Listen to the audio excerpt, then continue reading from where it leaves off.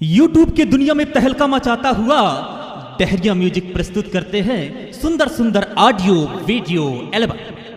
ए टूरी काय रे? तेहा कहाँ के आसवो? अरे मैं तोला पूछत हूँ का तहा कहाँ के आस? अरे मोर नाव और गांव पता जान के तेहा का करबे वो? मैं है ना तो नाव और गाँव ला पूछत पूछत आहूँगा। अरे ले बने लिख ले वो मोर पता ठिकाना ला।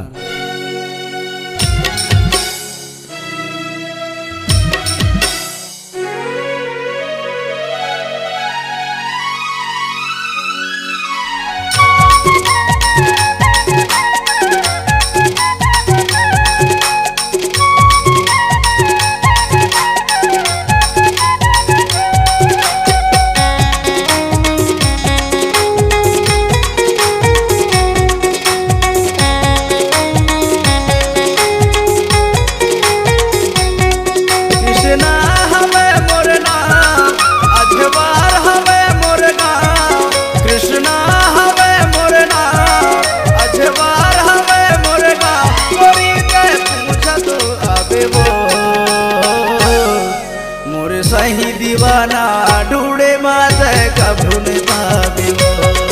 मोरे सही दीवाना ढूंढे माते कभू न पावे वो।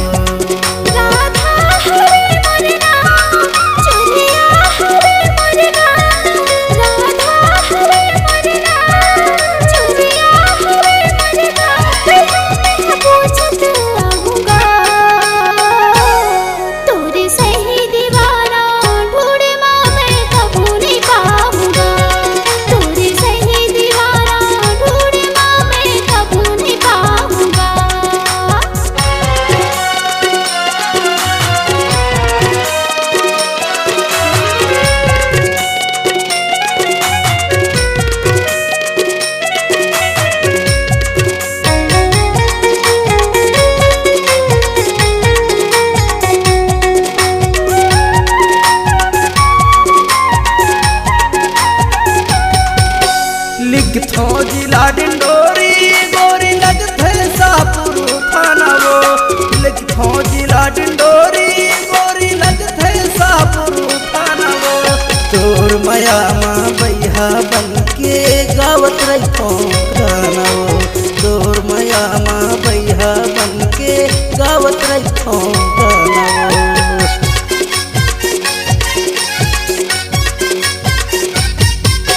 लिखथो जिला डिंडोरी गोरी लगथे सापुर थाना वो। लिखथो जिला डिंडोरी गोरी लगथे सापुर थाना वो। तोर माया माँ बैहा बन के गावत रखो गाना वो। तोर माया माँ बैहा बन के गावत रखो गाना वो। बड़े सुघर मुर्गा औ बर पीपर के छाँ बड़ सुघर मुर्गा औ बर पीपर के छाँ कोरी कर पूछा तू आवे वो। मोरे सही दीवाना ढूंढे माते कभू न पावे वो। मोरे सही दीवाना खोजे माते कभू न पावे वो।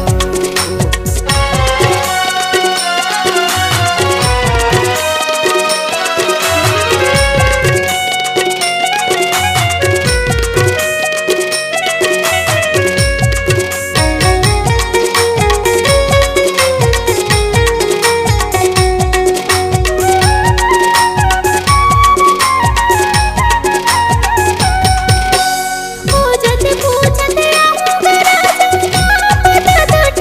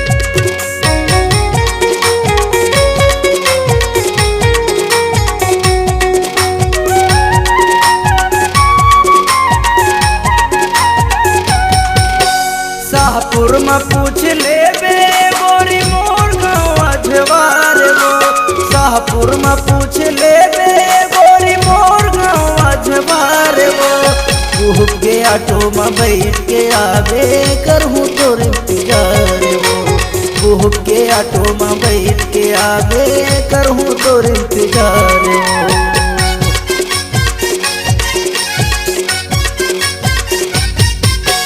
शाहपुर में पूछ ले बे गोरी मोर गाँव अजबार वो शाहपुर में पूछ ले बे गोरी मोर गाँव अजबार वो कुहक के ऑटो में बैठ के आवे करहूँ तोर इंतजार वो कुहक के ऑटो में बैठ के आवे करहूँ तोर इंतजार बोला बता देबे मोर नाम बोला छोड़ दही मोर गाँव बोला बता देबे मोर नाम बोला छोड़ दही मोर गाँव गोरी के पूछत आवे वो मोरे सही दीवाना ढूंढे मात कभू ने पावे वो मोरे सही दीवाना खोजे मात कभू ने पावे वो मोरे सही दीवाना ढूंढे मात कभू ने पावे वो तोरी सही दीवाना ढूंढना मैं कबू नहीं पाऊंगा तय कभू ने पावे वो मैं कबू नहीं